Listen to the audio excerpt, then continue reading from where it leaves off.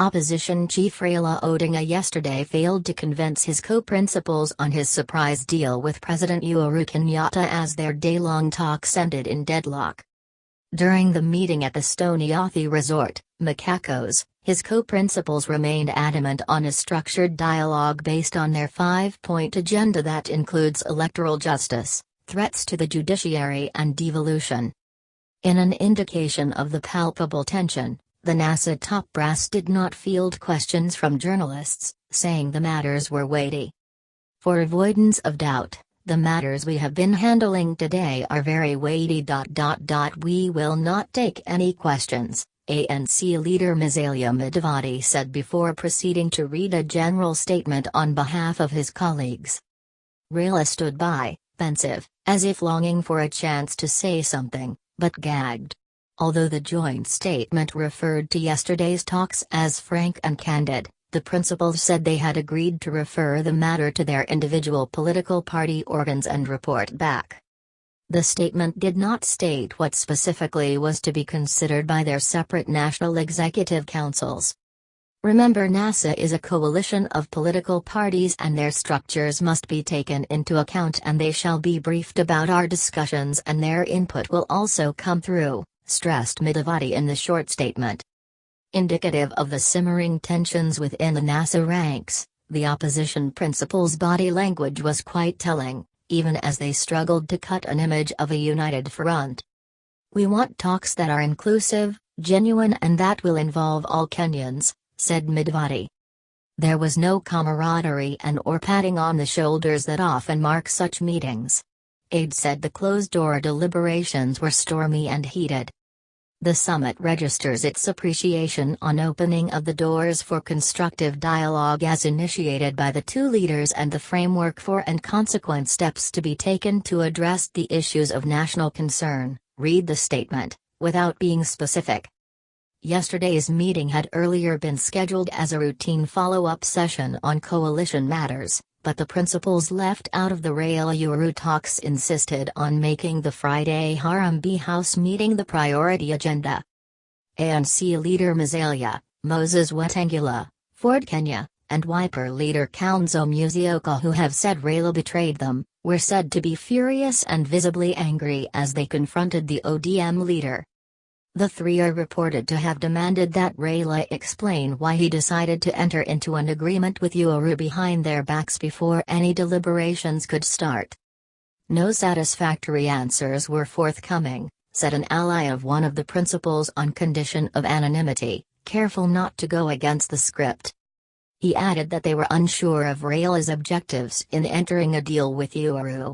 Either he is realizing that he will never become president, so he wants to credit himself with unifying the nation, or he is aiming for a ceremonial president role. But a close ally of Raila was dismissive of the co-principals' pressure.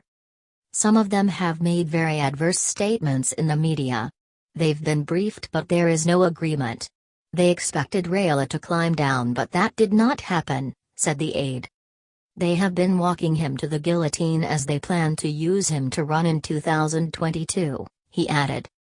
According to reliable sources, Raila countered their criticism of meeting with Uhuru without consulting them, claiming that the three were undercutting him and were at an advanced stage to strike a deal with DP William Ruto. It was hot and heated, a senior NASA official who attended the meeting said. The meeting nearly collapsed after word spread that Raila had planned to skip the retreat. The leaders first got into the meeting room with each one accompanied by a trusted ally, but they later kicked them out as they took on each other with counter-accusations. NASA Management Committee co-chairs Siaya Senator James Orengo, former Machakos Senator Johnson Muthama, MPs Esli Simu, Tongaran, and Sakubanyasi, Nambal, then joined them later. Ford Kenya Deputy Party Leader Boni Khalwal, Wiper Chairman Kivuta Kibwana and ANC Secretary General Barack Muluka and Chris Wamalwa waited outside as the principals and the co-chairman of the NASA management organ deliberated on the business of the day. To seal the lid on their explosive talks, the principals and their allies mutually agreed not to carry with them their mobile phones to avoid information being leaked out. When they emerged after the lengthy talks, the principals said they had agreed on national dialogue but appeared to differ with its form and mode, the elephant in the room that threatens NASA's survival. There was no indication on whether the other principals would hitch a ride on what Raila had already started with Uhuru.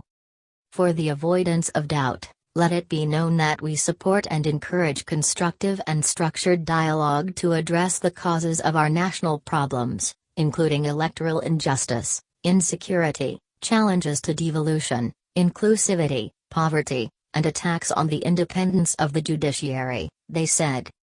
A close associate of the ODM leader told the Star that Raila had been categorical that he was not interested in getting into government, but was looking for a bipartisan resolution of the issues. He said despite the meeting yesterday, the Raila-Uhuru initiative would go on with the appointment of the 15-member secretariat this week. It is not tied to parties. The plan is on course and the committee will embark on its work, he said. As part of the cessation of hostilities agreed between Raila and Uhuru, the security of the leaders and the suspended passports of the NASA leaders had been restored. Yesterday, the organizing committee of the People's Assembly also suspended its activities. The joint secretaries of the Unity Project, Paul Mwangi and Martin Kamani, are said to be drafting the terms of reference to be approved by Raila and Uhuru this week. Tense. The summit meeting, which started at around noon, was tense right from their arrival and even as they flanked each other during the briefing, amid evident anxiety. While the leaders drove in a convoy to the hotel with Raila's car in the lead, the opposition chief just walked straight into the meeting room without waiting for his colleagues. Raila was received by National Assembly Deputy Minority Leader Robert Mbui and Siaya Senator James Orengo. Ford Kenya leader Moses Wetangula, Kalonzo and Mudavadi followed in that order, respectively.